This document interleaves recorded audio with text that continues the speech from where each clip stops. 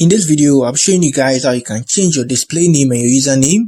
So there is a difference between display name and username. So display name is the name that displays on your profile. Let me come here and show you guys this name. And your username is the name that they use to find you when people want to add you or something like that, or tag you or something like that.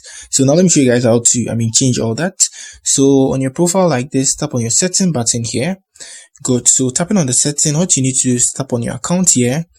And you see the two different things here. So this is my username, which has the underscore there. So you can, tap on that here. Try do some editing. Good. So after that, you save it. And then on your display name too, the same thing. You can just tap on this here. Server nickname, and you try to blah, blah, blah, blah, blah. After that, you save it.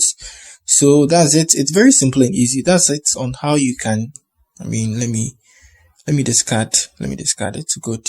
So I want to keep my username and my display name.